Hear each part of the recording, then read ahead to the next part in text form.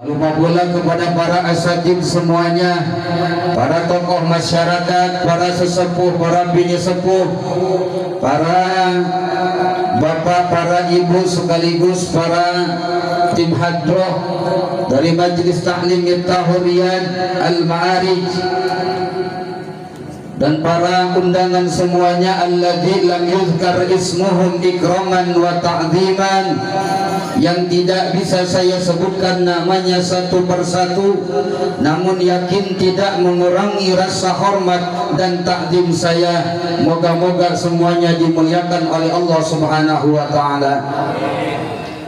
Syukur alhamdulillah, marilah sama-sama kita panjatkan kehadirat Allah Rabbul Izzati, Allah Azza wa Jalla, atas segala nikmat dan karunia-Nya yang Allah berikan kepada kita. Wabil khusus karunia berupa nikmat iman dan karunia berupa nikmat Islam, serta karunia berupa nikmat sehat jasmani dan rohani. Salawat dan iring salam semoga Allah sampaikan keharibaan junjungan alam, yakni Kangjeng Nabi kita Muhammad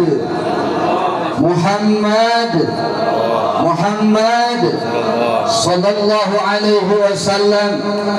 Semoga Allah taburkan pula kepada keluarganya, para sahabat-sahabatnya, khususnya dan umumnya kepada siapa saja yang mau melaksanakan ajaran-ajarannya, tentunya ajaran agama Islam, agama yang hak, agama yang benar, yang mampu menyelamatkan umat manusia. Bagi mereka yang benar-benar konsekuen dalam melaksanakan ajaran-ajaran agama Islam, moga-moga termasuk kita di dalamnya semuanya. Amin ya Allah ya Rabbal Alamin. Hamba-hamba Allah yang dimuliakan oleh Allah Subhanahu wa taala, alhamdulillah, tentunya dengan izin dan pertolongan Allah dan dengan izin dan kehendak Allah. Kalau bukan karena kehendak Allah, kalau bukan karena izin Allah, tidak mungkin kita kumpul di mari, betul? Inilah salah satu bentuk syukur kita kepada Allah Subhanahu wa taala. Allah mengumpulkan kita pada malam hari ini dalam rangka mendoakan kepada Sahibul Bait, yaitu Walimatus Sabar, Bapak Jumono dan Ibu Karfah. Tentunya dengan segala harapan dan doa, mudah-mudahan kehadiran kita di malam hari ini mendapatkan ridho dari Allah Subhanahu wa taala. Amin ya Allah ya Rabbal Alamin. Para bapak hadirin rahimakumullah yang dirahmati oleh Allah Subhanahu wa taala, malam hari ini Bapak Jumono mengundang kita untuk mendoakan beliau beserta istri dan rombongan akan melaksanakan salah satu ibadah yang sangat spektakuler, ibadah yang membutuhkan energi, materi, pikiran, yaitu dipanggil oleh Allah Subhanahu wa taala untuk melaksanakan ibadah umroh ke tanah suci. Mudah-mudahan dengan wasilah dan sababiyah kita mendoakan beliau dijadikan umrohnya umroh yang mabrurah, umroh yang benar-benar mendapatkan ridha Allah Subhanahu wa taala, umroh yang benar-benar mendapatkan ampunan dari Allah Subhanahu wa taala. Bapak Ibu hadirin rahimakumullah, mohon izin, mohon maaf, mungkin sebagaimana Sahibul Bait minta diberikan nasihat, padahal saya lebih muda daripada Sahibul Bait. Yang namanya permintaan, apalagi kebaikan, harus dilaksanakan. Oleh karenanya Allah Subhanahu wa taala tidak menurunkan satu perintah yang mana perintah itu kalau tidak ada hikmah dan manfaatnya kepada siapa saja orang yang melakukannya. Begitu pula Allah Subhanahu wa ta'ala menurunkan perintah kepada siapapun orangnya, sungguh pasti perintah itu ada manfaat dan hikmahnya bagi siapa saja yang mau mengerjakannya. Seperti apa contohnya? Yaitu ibadah haji dan ibadah umroh. Oleh karenanya, melalui pelaksanaan ibadah haji ataupun ibadah umrah akan tumbuh dalam diri kita yaitu ruhut talbiyah. Apa Pak? Apa Pak? Jadi sambil jasmani diisi, rohani pun sambil diisi. Apa yang dimaksud dengan ruhut talbiyah? Ruhut talbiyah itu kata para alimil ulama semangat untuk melaksanakan panggilan Allah Subhanahu wa ta'ala. Nah, oleh karenanya kalau kita berbicara panggilan Allah Subhanahu wa ta'ala di dunia kepada kita sekurang-kurangnya ada 3. Yang pertama, panggilan Allah kepada kita ketika di dunia melalui muazzin yang disebut azan. Itulah panggilan Allah kepada kita untuk melaksanakan sholat. Betul nggak kira-kira? Ketika sang muazzin mengumandangkan hayya 'alas shalah,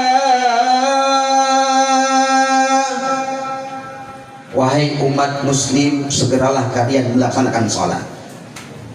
Hayya 'alas shalah,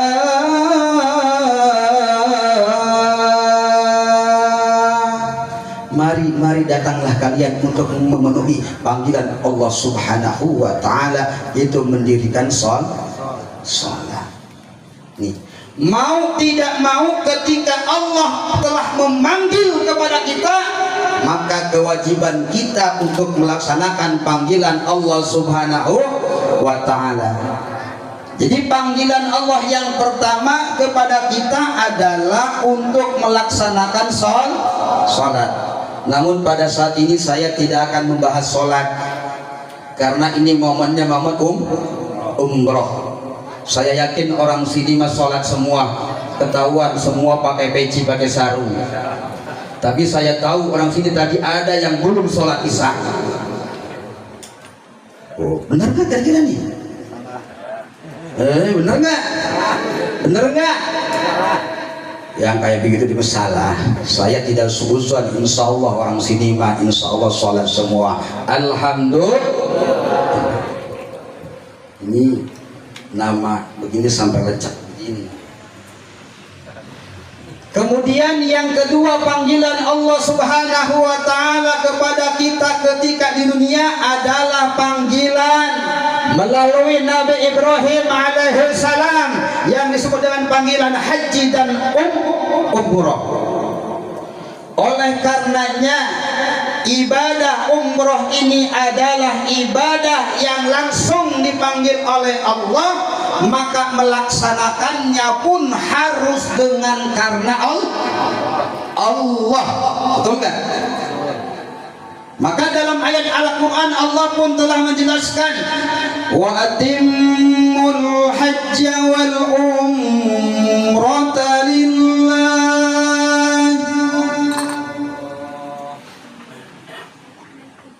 Makanya ketika ayat Al-Quran dibacakan, sebutlah nama Allah. Kenapa? Satu lafaz mengucapkan Allah, Allah balas dengan 10 kebaikan. Yuk sekali lagi, wa atimmul hajja wal umrata lillah.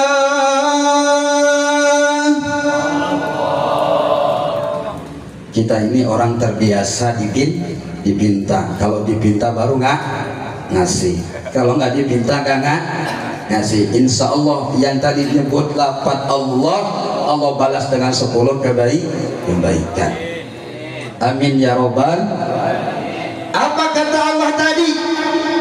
Wa atimul hajja wal umrata lillah. Wahai manusia, engkau melaksanakan perintah Allah, engkau dipanggil oleh Allah melaksanakan ibadah haji dan umroh. Sempurnakanlah ibadah haji dan umrohmu lillah, hanyalah karena Allah.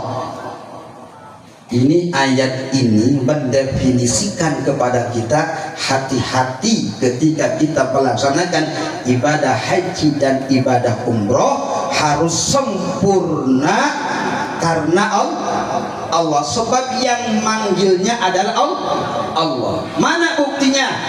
Labbaik Allahumma labbaik, labbaik la syarika laka labbaik. Terus hamdan wa ni'matan wal mulka la syarika lak, innal hamda wa ni'matan wal mulka la syarika lak, labbaik Allahumma labbaik syarika lak labbaik wa ni'matan lak wal mulka la syarika lak, innal hamda wa ni'matan lak wal mulka la syarika lak. Labbaik Allahumma ya labbaik, aku datang memenuhi panggilanmu ya Allah. Siapa yang ngomong tuh? Ustaz. Orang-orang yang berangkat umroh membaca talbiyah, labbaik Allahumma labbaik, kami datang ya Allah memenuhi panggilan Allah subhanahu wa ta'ala. Orang yang haji yang umroh itu jelas dalam ayat tadi dipanggil oleh Allah untuk melaksanakan ibadah ke tanah suci. Oleh karenanya Pak, salah satu kalau kita kepengen cepat umroh, ketika ada walimatus safar hadir, kita mendoakan, kita ikut bahagia. Kenapa? Ini ibadah yang belum tentu yang lain mampu untuk melaksanakannya. Ini kadang-kadang kita terbalik. Orang diundang acara walimatus safar, ada yang nggak datang. Padahal kita belum mampu, tapi kita merasa yang namanya bangga, gembira, ada saudara kita yang ikut berangkat melaksanakan ibadah ke tanah suci, yaitu ke Baitul. Oleh karenanya mudah-mudahan kita semua yang hadir di sini, wasilah dan sababiyah kita mendoakan yang punya hajat walimatus safar, moga-moga semuanya kita berangkat ke tanah suci. Setuju Pak Samsudin? Pak Sam setuju? Pak Sam aja setuju tuh. Tinggal nanti saya ngobrol sama Pak Sam gimana caranya. Serius Pak Sam? Ya. Tanpa harus dibicarakan oleh Pak Sam, saya akan promosikan Pak Sam di sini ada agen untuk berangkat umroh. Tapi Pak Sam harus paham tuh saya Pak Sam ya. Ya paham apa aja. Tadi jelas ya. Salah satu kesempurnaan untuk melaksanakan ibadah umroh. Nih, mungkin bapak-bapak, apalagi ini yang berangkat umroh ataupun yang belum.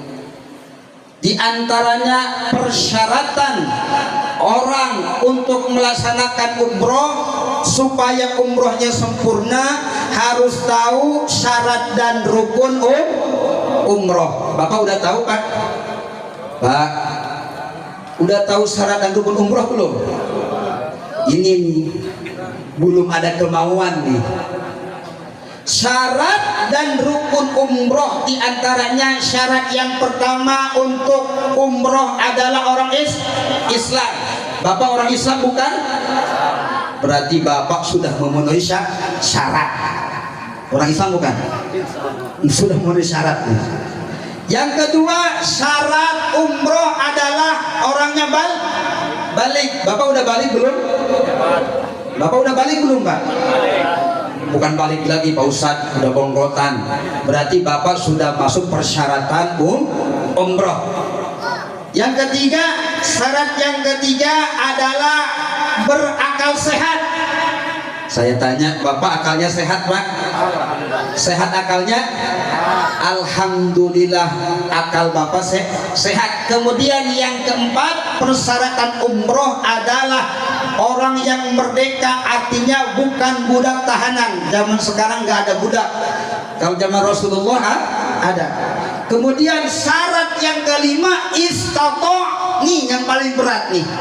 Syarat yang kelima untuk umroh adalah mampu. Bapak orang Islam, Bapak udah balik, Bapak berakal sehat, Bapak bukan orang yang merdeka, apa budak. Nih yang kelima. Apa yang kelima?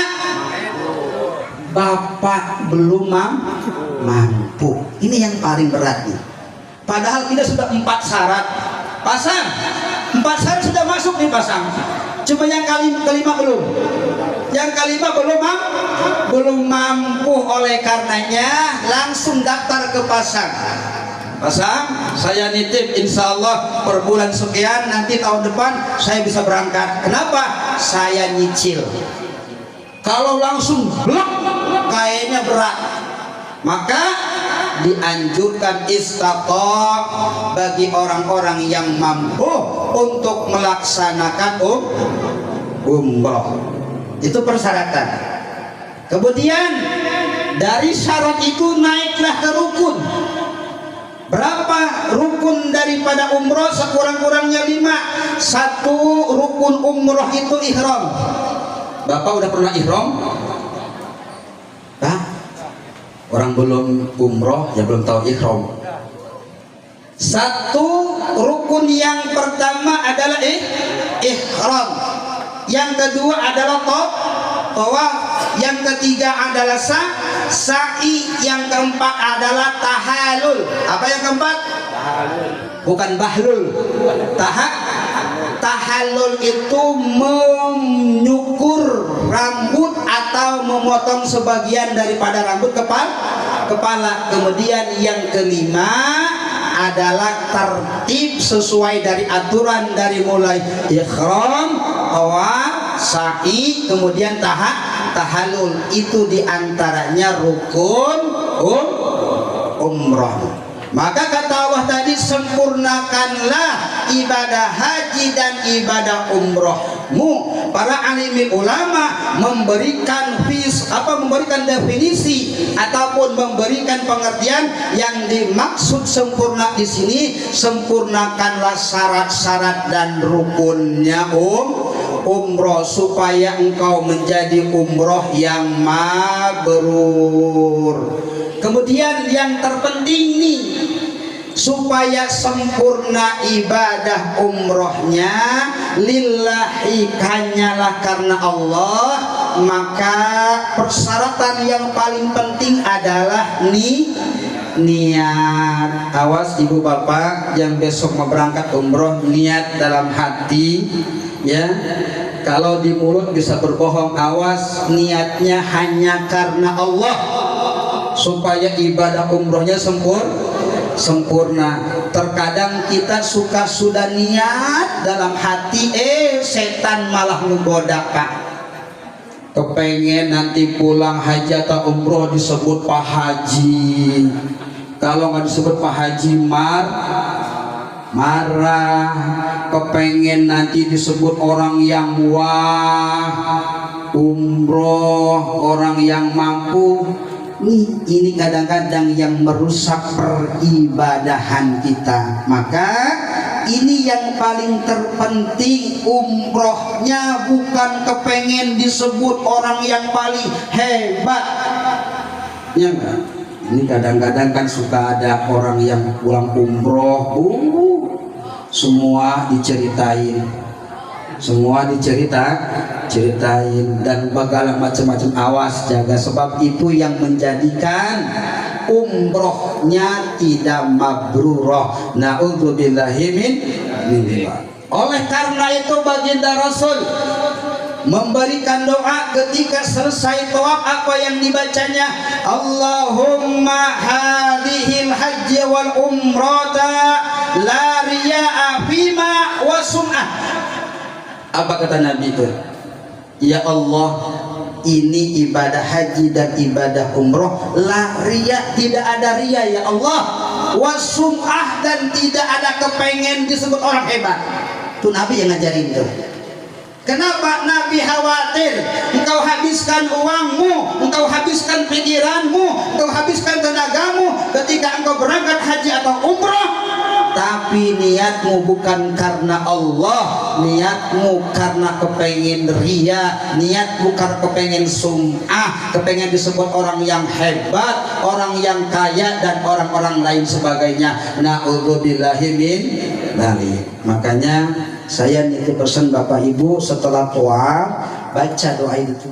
Allahumma hadhil hajja wal umrata la riya fima wa sum'ah. Ya Allah, ibadah umroh kami ini tidak ria ya Allah. Jauhkan daripada sifat-sifat ria ya Allah. Jauhkan daripada sifat-sifat takabur ya Allah. Jauhkan dari sifat-sifat sombong ya Allah. Wa sum'ah, jauhkan kami dari sifat-sifat orang yang kepengen dihormati dan diagungkan ya Allah. Itu Nabi yang ngajarin. Hamba-hamba Allah yang dimuliakan. Lalu kalau kita berbicara hikmah atau manfaat daripada umroh, apa saja sih istimewa Pak? Salah satunya, orang yang berangkat haji dan umroh itu oleh Rasulullah disebutnya daf'ullah, tamunya Allah. Kemudian orang yang haji ataupun orang yang umroh, oleh Rasulullah ketika engkau berdoa, doa-doanya tidak pernah tertolak, artinya dikabulkan oleh Allah Subhanahu wa ta'ala. Dan siapa saja orang yang ibadah haji atau umroh, dosa-dosanya diampuni oleh Allah Subhanahu wa ta'ala. Oleh karenanya baginda Rasul Muhammad sallallahu alaihi wasallam bersabda dalam sebuah hadis yang diriwayatkan oleh Ibnu Majah dan Ibnu Hibban. Rasulullah sallallahu alaihi wasallam bersabda, al-hajjaju wal ummaru wa daqulillah. Orang yang haji, orang yang umroh, daf'ullah itu adalah tamu-tamunya Allah. Luar biasa nggak Pak? Jadi ketika Bapak Ibu siapapun yang berangkat ke tanah suci melaksanakan umroh, disebut oleh Rasulullah sebagai tamu-tamunya Allah. Ini kalau kita membahasakan yang sederhana, yang namanya tamu Pak, apalagi tamunya diundang, kira-kira disediain kue nggak Pak? Pak, jawab. Dibahasakan kepada bahasa kita sederhana nih, kita diundang oleh orang untuk datang, disiapkan nggak oleh yang mengundang? Apalagi ini yang umroh, yang undangnya Allah. Mungkin Bapak Ibu kalau diundang caleg, kira-kira caleg lah, lagi rame nih, diundang, assalamualaikum bapak-bapak masyarakat, kehadirannya besok tanggal sekian, diundang oleh calegnya enggak, nanti pulangnya blak blak blak blak, itu orang pada rame nggak datang Pak? Rame nggak kira-kira? Sebab calegnya sudah nyediain bingkisan lah. Kalau diundang caleg aja orang bahagia berduyun-duyun, apalagi ini yang mengundang Allah. Bahagianya kira-kira yang umroh tuh bahagia istimewa Pak.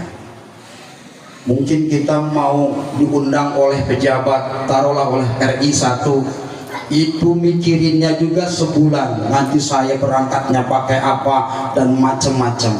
Sebab yang ngundang ini nomor 1 di Indonesia. Ini yang ngundangnya nomor 1 di alam jagat raya, yaitu yang Maha Esa, yang Maha Kuasa, Allah Subhanahu wa ta'ala. Oleh karenanya bagi bapak ibu yang umroh, persiapkan, karena bapak ibu diundang oleh Allah untuk melaksanakan ibadah umroh. Ketika orang itu umroh bukan untuk main-main, untuk ibadah.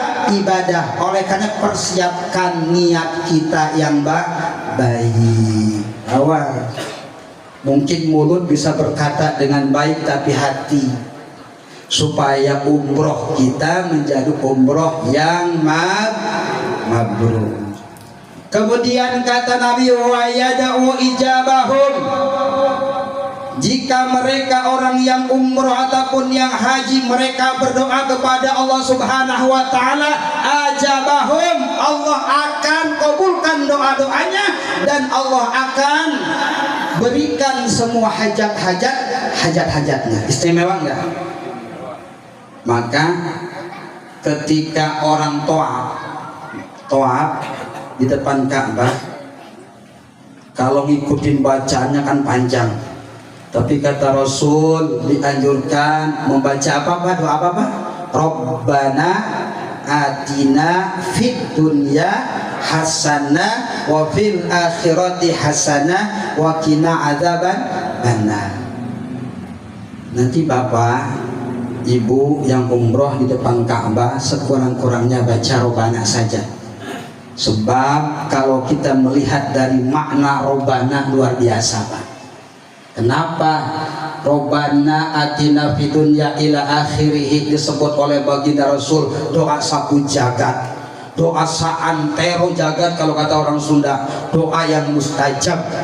Sebab di dalamnya mengandung makna-makna yang luar biasa. Mungkin selama ini kita anggapan orang ngedoa panjang, mungkin Robbana doang katanya, padahal istimewa di Robbana. Bapak sudah pernah melihat atau melirik makna daripada Robbana?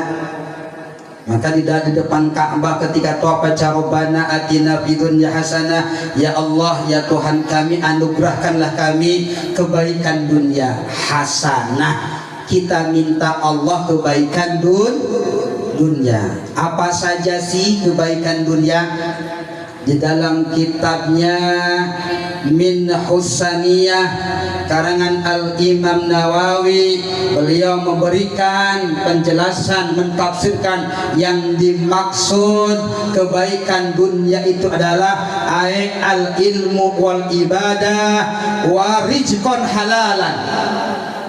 Kita minta kepada ya Allah, anugerahkanlah kepada kami kebaikan dunia. Maksud kebaikan dunia itu adalah al-ilmu, yaitu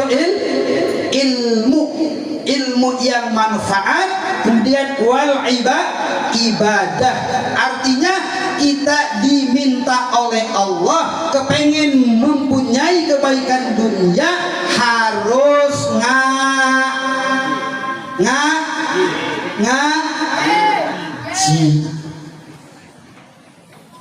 bukan doa kita nggak diijabah, cuma kita minta doa kepada Allah, berdoa kepada Allah, namun kita nggak mau melestarikan, nggak mau mengamalkan apa yang terkandung dalam makna doa tersebut.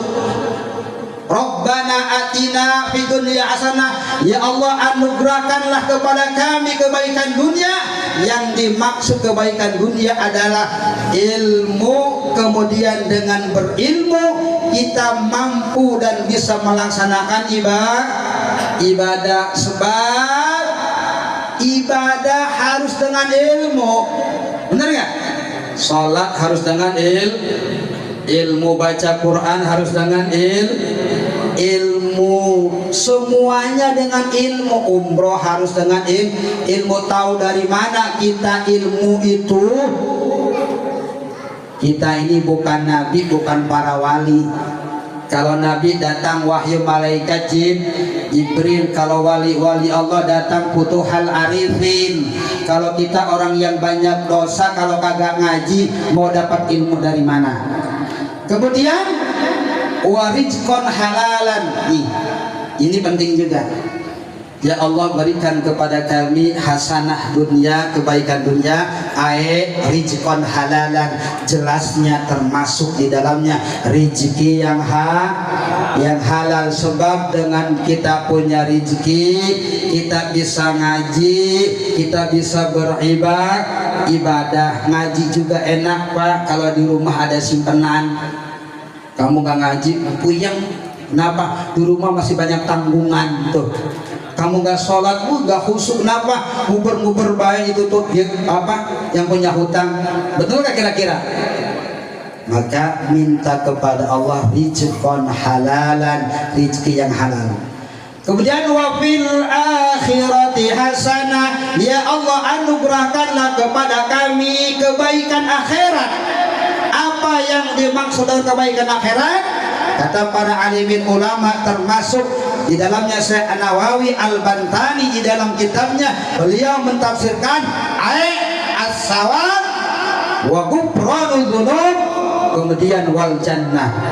Setelah kita beribadah di dunia, kita berilmu, kita mempunyai rezeki yang halal, kelak nanti di akhirat kita wafat mendapatkan pahala dari ibadah yang kita lakukan. Kemudian kita mendapatkan ampunan dari Allah Subhanahu wa ta'ala. Setelah itu wal jannah, kita dimasukkan surganya Allah Subhanahu wa ta'ala. Ini istimewa.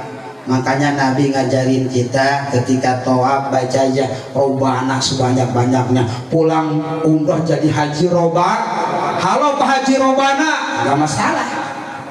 Gak sering saya mengatakan kalau ada orang minta doanya Pak Ustadz, ini kalau kamu nanti baca orang-orang penjubel jutaan, ya enggak baca begini, enggak keuber, baca aja Robana. Pulang dari Mekah ente jadi haji Robana, alhamdulillah.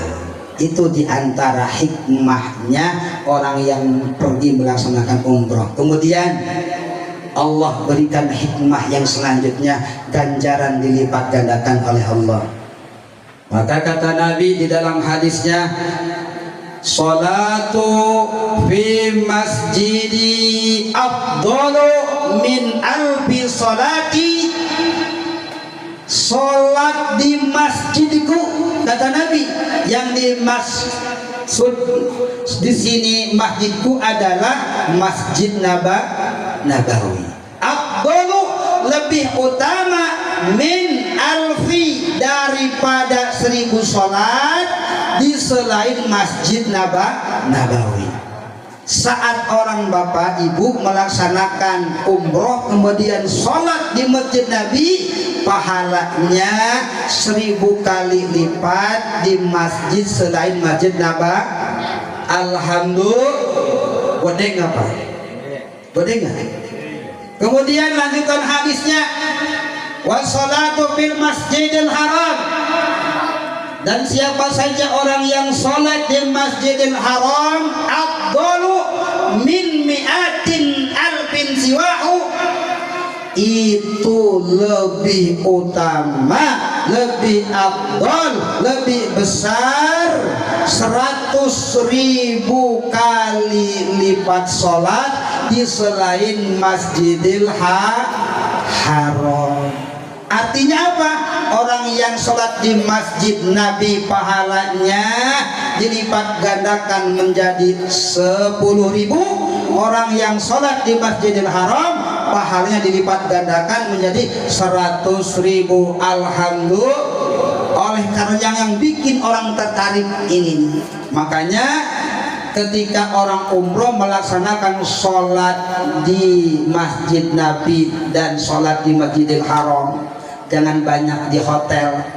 Sebab jadi saya teringat guru saya, kalau ketika orang itu umroh ingatnya sama duit Pak.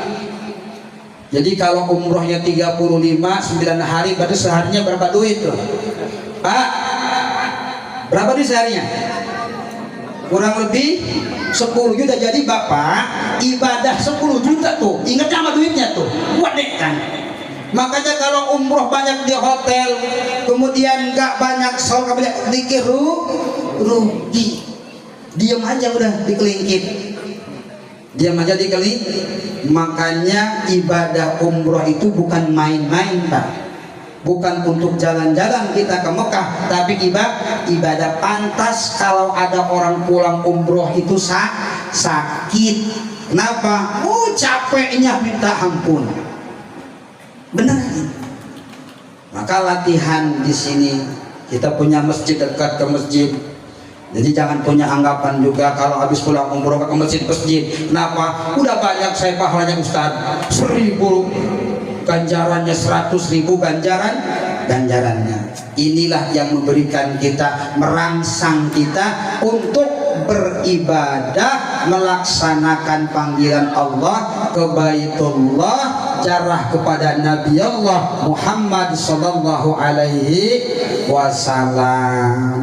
Terakhir, panggilan Allah yang orang ini mau nggak mau harus mau adalah panggilan ketika malaikat Israil datang, adalah panggilan kematian. Nih panggilan yang terakhir ini yang bikin orang mau kagak mau harus berangkat. Sebab kata Allah dalam Al-Quran, walikulli ummatin ajalun wa idza jaa ajaluhum la yastakhiruna sa'atan wa la yastaqdimun. Setiap umat mempunyai batas ajalnya masing-masing. Wa idza jaa, apabila dipanggil oleh Allah, la yastakhiruna sa'atan, tidak ada yang mampu memajukannya meskipun sedetik pun, dan tidak ada yang mampu memundurkannya meskipun sesaat pun. Sebab yang terakhir ini panggilan yang sakral, panggilan yang terakhir. Oleh karenanya sebelum kita dipanggil yang terakhir, mudah-mudahan kita mampu melaksanakan panggilan yang pertama. Apa Pak? Salat alhamdulillah. Ketika dipanggil oleh Allah salat, dan mudah-mudahan panggilan yang kedua juga dipanggil oleh Allah. Bapak kepengen umroh Pak? Siapa yang kepengen umroh? Semuanya pengen tapi saya Bapak kayaknya kagak yakin begitu sih Pak Ustadz, boro-boro umroh. Pak, jangan berpikir, jangan kecil hati Pak. Allah maha kaya Pak. Kalau Bapak memikirkan, mohon maaf, mikirin keseharian saja, itu rezeki makin jauh. Maka kita punya keinginan.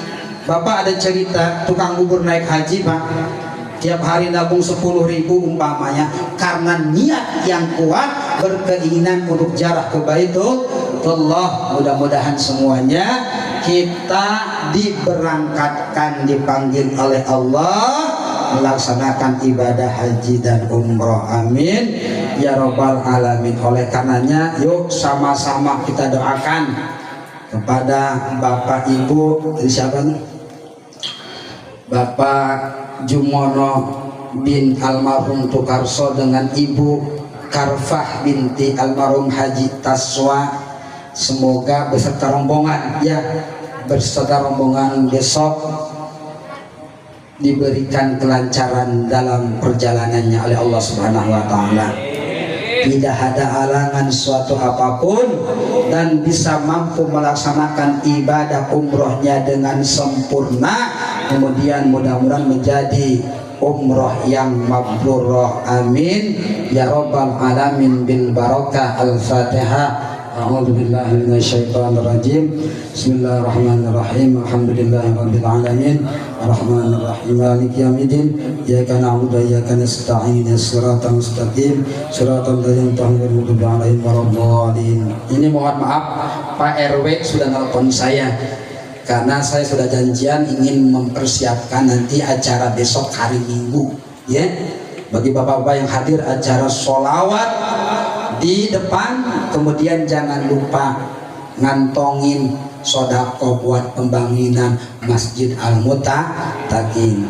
Ini ada acara rapat, insya Allah besok Minggu pagi. Nanti acara itu kan acara tahunan ya, saya perlu sampaikan sebab ini acara bersama-sama RW 011, acara dzikir, muhasabah, dan kemudian ada acara sodakoh ya, dikhususkan buat pembangunan Masjid Al-Muta, makin minimal baudi satu orang 100.000. Serius Pak? Wah kalau keberatan Pak Ustaz, goceng aja lah, tega amat buat masjid goceng. Minimal 50.000 tengah-tengah, berat Pak Ustaz, gak usah lah, kelewat banget. Dan demikianlah, mohon maaf atas segala kekeliruan dan segala kesalahan. Mudah-mudahan kita semua diberikan kesenangan oleh Allah Subhanahu wa taala. Hadanallahu wa iyyakum ajmain. Wassalamualaikum warahmatullahi wabarakatuh.